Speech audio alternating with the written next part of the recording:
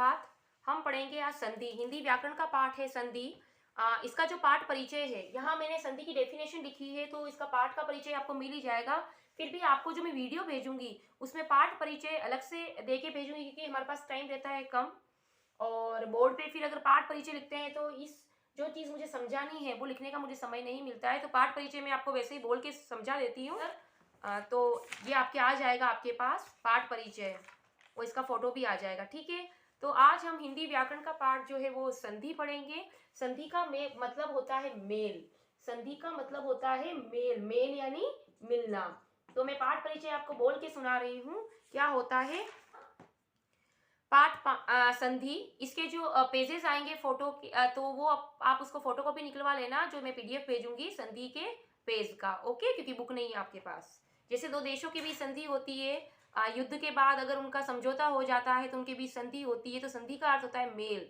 यहाँ पर किसकी संधि हो रही है? वर्णों की। यानी जब शब्द बनते हैं, शब्द का निर्माण कई प्रकार से होता है, उपसर्ग प्रत्यय द्वारा, समास द्वारा, और एक नए शब्द जो बनते हैं, नवीन शब्द की उत्पत्ति संधि के द्वारा भी होती है। जब वर्ण आपस में मिलते हैं, आपको पता है अ से लेकर ज्ञ तक आपके वर्ण माला है, उसमें जब शब्द हैं, दो शब्द हैं, एक इधर का शब्द है, एक इधर का शब्द है, जब उन दोनों शब्दों के बीच में वर्णों का मेल, वो बताऊंगी कैसे होता है। तो जब वर्णों का मेल होता है, वर्णों के मेल से जो नवीन शब्द बनता है उसे बोलते हैं संधि। सिंपल डेफिनेशन, वर्णों के मेल को संधि कहते हैं। कुछ भी याद ना रहे तो ये तो याद रहेगा कि वर्णों के मेल को संधि कहते हैं। संधि के भेदों की जानकारी। अब संधि के कितने भेद हैं वो मैं इस पाठ में आपको जानकारी दूंगी। वैसे 3 भेद है मुख्य रूप से। स्वर संधि, यानी स्वर में स्वर मिलता है अ से लेकर ओ तक, तो स्वर संधि कहलाएगी। दूसरा है आपका व्यंजन संधि, अगर व्यंजन से स्वर मिलता है, यानी स्वर से स्वर नहीं, स्वर प्लस व्यंजन, तो व्यंजन संधि। और तीसरी होती है विसर्ग संधि। विसर्ग आप जानते हैं, ये होती है आपकी विसर्ग कहलाता है, ये अह के आगे विसर्ग लगा होता है ना, ये। तो विसर्ग संधि ये कहलाती है जिसमें विसर्ग और स्वर या व्यंजन मिलते हैं, यानी विसर्ग होना जरूरी है, और विसर्ग अगर स्वर से मिले चाहे व्यंजन से मिले तो वहां विसर्ग संधि होती है। तो ये था हमारा पाठ परिचय। समझ गए होंगे कि स्वर का मतलब होता है, संधि का अर्थ होता है मेल, ठीक है। और किस कौन मिलते हैं इसमें? वर्ण मिलते हैं। संधि, दो या दो से अधिक। सबसे पहले तो आपको पाठ परिचय लिखना है, फिर अभी कठिन शब्द भी बता दूंगी। पहले अपन संधि और संधि विच्छेद को समझ जाते हैं, इसके बाद कठिन शब्द बता दूंगी। तो आप पाठ परिचय लिखने के बाद कठिन शब्द लिखें, उसके बाद अपने क्वेश्चन आंसर करेंगे, ठीक है। दो या दो से अधिक वर्णों के पारस्परिक मेल से जो परिवर्तन होता है उसे संधि कहते हैं, या दो या दो से अधिक वर्णों के मेल को संधि कहते हैं। अब दो या दो से अधिक, व्याकरण के रूप से यही सही जो आपकी डेफिनेशन है संधि की। दो या दो से अधिक वर्णों के पारस्परिक मेल से जो परिवर्तन होता है, परिवर्तन या विकार, विकार का मतलब भी होता है परिवर्तन, उसे संधि कहते हैं। जैसे विद्या, आलय, मेल हो रहा है, इसमें प्लस हो रहे हैं दोनों। कौन प्लस होंगे? वर्ण प्लस होंगे, वर्ण, शब्द प्लस नहीं होंगे, शब्द के अंदर ही तो वर्ण होंगे, तभी तो नया शब्द बनेगा, वर्ण से वर्ण मिलेगा। अब देखो, ये है प्रथम शब्द का अंतिम वर्ण, ध्यान से देखना बेटा, पहले शब्द का अंतिम वर्ण, वर्णों का मेल होगा ना, और सेकंड वाला जो शब्द है उसका पहला वर्ण, वर्ण मिलते हैं। दो या दो से अधिक वर्ण के मेल से जो परिवर्तन होता है वो संधि। या विद्या लिखा है, दूसरा शब्द है अपना आलय, तो विद्या को आलय में मिलाना है तो नया परिवर्तन होगा, तो वो कहलाएगा संधि, यानी नया शब्द जो बनेगा। तो विद्या का अंतिम शब्द, आलय का प्रथम शब्द, यानी पहले शब्द का अंतिम वर्ण, दूसरे शब्द का पहला वर्ण, इन दोनों के बीच में मेल होगा, तो या में आ मिलेगा। तो ये एक नियम होते हैं जो बाद में पढ़ेंगे हम, पहले सुन लो। तो विद्या में आलय मिला तो नया शब्द बन गया आपका विद्यालय, नया शब्द बना, तो ये कहलाती है संधि। वर्णों का मेल होता है, इसमें ये और ये मिलेंगे, तो या में आ मिला इजिकल टू या ही रहा। इसको या तो अपना स्वर है, इसमें मिलाओगे आ की मात्रा, अगर आ की मात्रा अगर इसके अंदर मिले तो कोई परिवर्तन होगा क्या? या का यही रहेगा, ये तो ही नहीं यो हो जाएगा। तो आ में आ मिलने पर आ ही रहता है। तो ये अलग अलग नियम है, वो बाद में पढ़ेंगे। अब संधि विच्छेद देखो क्या होता है। संधि तो दो या दो से अधिक वर्णों के पारस्परिक मेल को संधि कहते हैं, जो परिवर्तन होगा।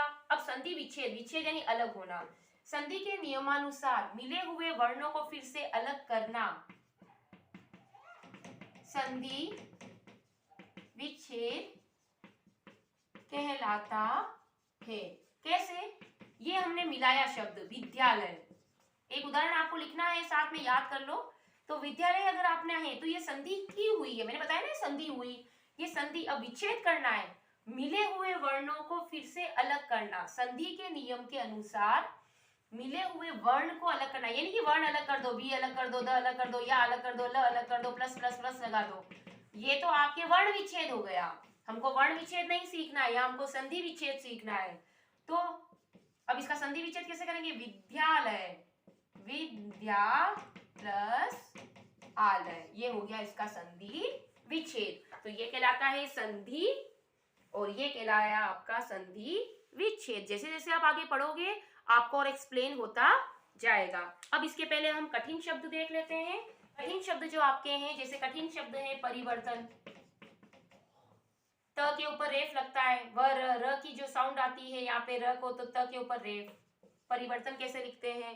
दूसरा है स्वर, थर्ड व्यंजन। ये कठिन शब्द बता रही हूँ बेटा, देखते जाओ। अगला है अपना, नहीं सेकंड, दूसरा स्वर, थर्ड नंबर पे आएगा अपना विसर्ग। विसर्ग आएगा, ये देखो विसर्ग, र का जो है वो रेफ के रूप में ऊपर गया। उसके बाद आएगा वृद्धि, क्योंकि ये संधि के भेद है बेटा, इसलिए इसी को कठिन शब्द में हम ले रहे हैं। वृद्धि, द के नीचे हलंत, दी में छोटी ई की मात्रा। अगला है अपना अयादि, ये सब संधि के नाम ही है बेटा, इनके भेद के। तो ये देखो कैसे लिखते हैं, अयादि, दी में छोटी ई की मात्रा। 6 नंबर आपका है अभ्युदय, ये हार्ड वर्ड है। अभ्युदय यानी अभ्युदय होना, यानी कि उदय होना, किसी का विकास होना। ये संधि का नहीं है, ये एक शब्द का है। इसकी संधि जैसे कि, तो ये नया शब्द बना, तो कैसे लिखते हैं इसको देखो। अगला में कठिन शब्द है न्यून। न्यून कठिन शब्द है, ये कोई संधि का नाम नहीं है, ये कठिन शब्द है जो संधि हुई है ना, ये भी संधि हुई है, इसलिए कठिन शब्द बता रही हूँ, न्यून। अगला है घंघोरमी, ये भी कठिन शब्द है, गंगा प्लस उर्मी, गंगोरमी, म के ऊपर रेफ, गंगा प्लस उर्मी, गंगोरमी, र जो है वो रेफ के रूप में ऊपर चला गया। अगला है महोजस्वी, महोजस्वी, महोजस्वी, ह के ऊपर औ की मात्रा, ये भी कठिन शब्द है। देखो नए नए कठिन शब्द देखने को मिल रहे हैं। और फिर नेक्स्ट है 1 2 3 4 5 6 7 8 9, एक और देख लेते हैं, सप्तर्षि। ऐसे तो बहुत सारे कठिन शब्द आएंगे इस पाठ में। सप्तर्षि, ये देखो सप्तर्षि, सब में मैंने आपको रेफ के रूप में र को बताया है, सप्तर्षि, रशी, ये र हट गया, ठीक है। तो ये है आपके कठिन शब्द। स्वर संधि, दूसरा है व्यंजन संधि, और तीसरा है विसर्ग संधि। 3 भेद हो गए, स्वर संधि, व्यंजन संधि और विसर्ग संधि। अब पहला भेद हम पढ़ेंगे स्वर संधि, क्या होती है स्वर संधि, ठीक है।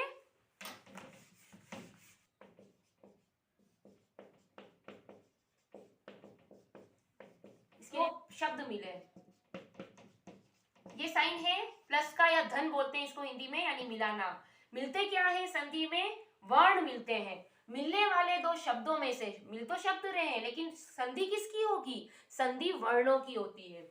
मिलने वाले दो शब्दों में से पहले शब्द के अंत में, पहले शब्द के अंत में स्वर होता है। या के अंदर क्या स्वर है? आ। और दूसरे शब्द के प्रारंभ में, मैंने बताया था ना आपको, दूसरे शब्द के प्रारंभ में भी स्वर होता है, क्या है? आ, ऐसे मेल से होने वाले परिवर्तन को स्वर संधि कहते हैं। यानी इस वाले में भी आ स्वर है, या के अंदर आ स्वर है और इधर भी आ है, तो स्वर अगर स्वर से मिलता है तो वहां स्वर संधि होती है। इजिकल टू आ ही हुआ, तो या में आ को मिला दो, इस आ को दौड़ा के इधर ले जाओ, इधर ले जाओ, इधर ले जाओ, तो ये यहां से गायब हो गया, ये आ इसके अंदर मिल गया, तो नया शब्द क्या बन गया? विद्यालय। समझे? पहले शब्द के अंत के वर्ण को मिलाते हैं दूसरे शब्द के प्रथम वर्ण को। पहले शब्द के अंत में स्वर होता है, अंत में, और दूसरे शब्द के प्रारंभ में स्वर होता है। समझे? अब स्वर संधि जो होती है उसके 5 भेद हैं। तो पहले हम व्यंजन संधि को देख लेते हैं, तब हम स्वर संधि को समझेंगे। तो ये मैंने आपको बता दिया, इसका उदाहरण एक याद रखिए, विद्यालय इजिकल टू विद्या। एक उदाहरण तो आपको याद करना ही, बहुत सारे उदाहरण बताऊंगी अभी मैं। इसमें आ था, इसमें भी आ, इजिकल टू आ, स्वर और स्वर मिला तो स्वर संधि होती है। सेकंड आपकी है व्यंजन संधि। देखो बेटा, स्वर संधि में पहले शब्द के अंत में भी स्वर चाहिए और दूसरे शब्द के प्रारंभ में भी स्वर चाहिए, तो स्वर संधि होगी। यहाँ पर पहले शब्द के अंत में क्या चाहिए? व्यंजन, तभी तो व्यंजन संधि होगी। हम पढ़ रहे हैं दूसरी संधि व्यंजन संधि, ये दूसरा है व्यंजन संधि। तो व्यंजन संधि कब होगी? जब पहले शब्द के अंत में कोई व्यंजन हो। कैसे? देखो अभी पता चलेगा। दिख अंबर, नजर आ रहा है? अब ये तो क्या है? व्यंजन है पूरा।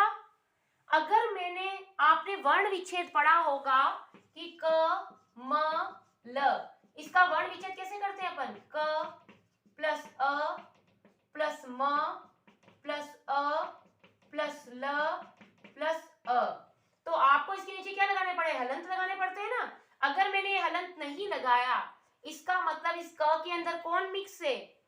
अ, क्योंकि व्यंजन जो होते हैं वो स्वरों की सहायता से बोले जाते हैं, और अगर हमने इसमें से अ अलग निकाल दिया स्वर, तो ये स्वर के बिना हो गया, तो ये सिर्फ क्या रह गया है? व्यंजन। अ इसमें से गायब हो गया। तो ये तो क में क्या मिला हुआ है अभी? अ। अगर अ मिला हुआ है तो अ से अगर अ मिलाया तो ये तो व्यंजन संधि है ही नहीं, क्योंकि ये स्वर और स्वर मिल रहे हैं। लेकिन अब देखो, दिख अंबर, ये हलंत नजर आ रहा है आपको? ये होती है व्यंजन संधि की पहचान। इसमें भी कई अपवाद होते हैं जिसमें ये चीज ना हो तो भी व्यंजन संधि हो जाती है कई बार। अब देखो मैंने उदाहरण क्या डेफिनेशन दी है? जब पहले शब्द के अंत में कोई व्यंजन होता है, ये व्यंजन है, वर्ण विच्छेद में पढ़ा है ना आपने, तभी तो अ अलग निकाला। ये हलंत लगाया तो अ अलग निकाला, ल के नीचे हलंत है इसलिए अ अलग निकाला। लेकिन यहाँ कोई अलग नहीं है, इसमें भी अ मिला हुआ है, इसमें भी अ है और इसमें भी अ है, लेकिन यहाँ हलंत है, इसका मतलब इसमें अ नहीं है, यानी कि स्वर नहीं है। ये ओनली क्या है? व्यंजन ही है। ये व्यंजन है। पहले शब्द के अंत में कोई व्यंजन होता है और दूसरे शब्द में क्या है आपका? ये तो स्वर है भाई, व्यंजन तो नहीं है ना। अंबर, ये वैसे अनुनासिक होता है लेकिन आपके लिए तो स्वर है, क्योंकि क में क्या मिलाया? अ। ये एक नियम होता है कि अगर पहले शब्द, ये व्यंजन के नियम होते हैं अलग अलग बेटा व्यंजन संधि के, तो क में जब अ मिला, इन दोनों को मिलाया तो नया शब्द क्या बनेगा? संधि के अकॉर्डिंग दिगंबर, क्योंकि ये जो अ डॉट है यूं का यूं उठ के इसके ऊपर आ गया, और जो ये क है वो परिवर्तित हो गया ग में, और हलंत भी नहीं आएगा क्योंकि ये स्वर जो है वो मिक्स हो गया। अब ये घ क्यों आया? आप बोलोगे मैडम ऐसे आना चाहिए ये तो दिगंबर, लेकिन दिगंबर बेटा वर्ड गलत होता है, वर्ड होता है दिगंबर। ये एक व्यंजन की संधि का नियम होता है, जो नियम मैं आपको 2 नियम बताऊंगी, सिर्फ 2 नियम, ठीक है, जो ज्यादा काम आते हैं, तो ये नियम हम बाद में देखेंगे। आपको मैंने बता दिया कि व्यंजन संधि क्या होती है जिसमें व्यंजन से स्वर मिले, ठीक है। विसर्ग संधि। इसका जो साइन है वो ये इधर लगा दिया मैंने, ये रहा। समझ में आ रही है? अह के बाद जो होता है विसर्ग संधि का साइन। ठीक है, अब कैसे होता है ध्यान से देखो। जब पहले शब्द के अंत में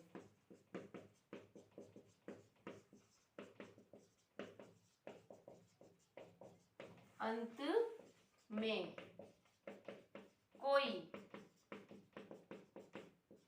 विसर्ग होता है तो वहां विसर्ग संधि होती है। अब देखो बेटा, स्वर संधि में पहले शब्द के अंत में भी स्वर चाहिए और दूसरे शब्द के प्रारंभ में भी स्वर चाहिए। व्यंजन संधि में पहले शब्द के अंत में व्यंजन होना चाहिए और दूसरे शब्द के प्रारंभ में चाहे व्यंजन हो चाहे स्वर हो। अब विसर्ग संधि में क्या होता है? विसर्ग संधि में पहले शब्द के अंत में विसर्ग होना चाहिए, जरूरी है। जैसे निह प्लस मल, नया शब्द बना निर्मल। ये विसर्ग दिख रहा है, ये पहचान बता रही हूँ, सिंपल डेफिनेशन बता रही हूँ। ये निर्मल क्यों बना ये हम इसके नियम के अंदर पढ़ेंगे ना, बहुत सारे नियम है, सिर्फ दो नियम बताऊंगी। तो नीह प्लस मन, आपको तो सिर्फ 6th क्लास में ये पहचानना है कि ये विसर्ग संधि कहलाती है, जहां पहले शब्द के अंत में विसर्ग होता है। तो नया शब्द क्या बना, परिवर्तन क्या आया, निर्मल बना। वो भी देखकर आप लिख सकते हैं। कठिन शब्द और प्रश्न संधि को उदाहरण सहित परिभाषित करें। उदाहरण भी देना है, ठीक है। इसके बाद समय इतना कम लगता है मुझे, ये संधि विच्छेद किसे कहते हैं, विच्छेद किसे कहते हैं, ठीक है। और थर्ड क्वेश्चन आपके पास आएगा, संधि के कितने भेद हैं, 3 भेद हैं।